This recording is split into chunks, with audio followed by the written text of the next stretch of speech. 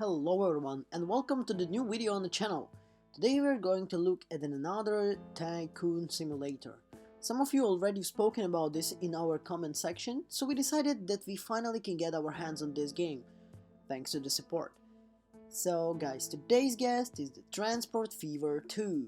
Oh my lord, this game has a lot of things to talk about. But first, before we get down too deep into this game, I would like to ask you if you are subscribed to our channel to push on the notification button. If you're not subscribed, press the subscribe button please. It is super important for us to see that we have the support. And let's dive into the game.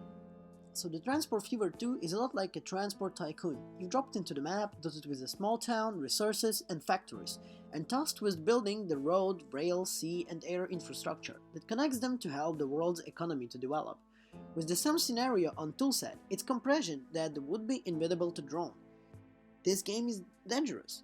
Well, I could totally pour hours of my life into it and then feel qualified to criticize the highest echelons of the local government when my flawless Superb provides the Super V and efficient transport for all. I may go mad with the power flooding cities with noise pollution and cracking as expand, but your mileage may vary.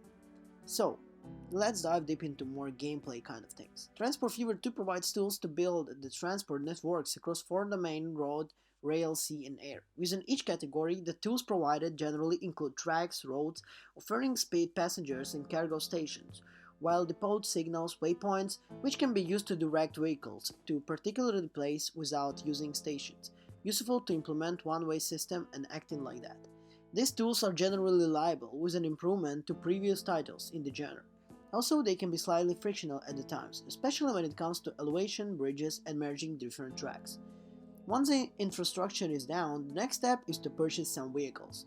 The available vehicles depend on the region you choose when you're starting the game: Europe, America, and Asia, and in the game in the year.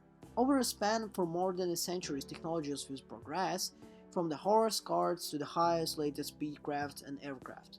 On purchasing a vehicle, you must assign on to the line, which tells to the station to visit, which goods to the pick up and drop off, how long to wait on a load, and so on. Some of the smaller details on the market improvement from Transform Simulator first and highlighted just how much the devs would care about their craft. Buses will show their destinations and the next stop on their routing displays. For example, a detail nestled in there is that the seal small but the odds is wider sense of the immersion and the focus. You can also control the time with more finance than in previous games, showing and stopping the clock to allow the forwarding and planning. One minor downside in the game is still this user interface. Oh god. Plagued with so many some basics issues even from Transport Fever 1, for the people that used to it, it's more user friendly in some bases, but for the Tycoon game, it is quite hard to understand briefly in the beginning of the game where you would need to push some things to understand. Sometimes you just wanna click on something and drag, but it's not gonna work. Drawing surfaces on the road, maps and planning models and overlays would be nice in a game this is complex, as you can be easily wasted if mistake is made in production. Weirdly, the music also seems to stop if you leave the things stationary for too long, so take a good care of your menu screens. Before you get to enjoy the game, prepare for some pretty hefty load times.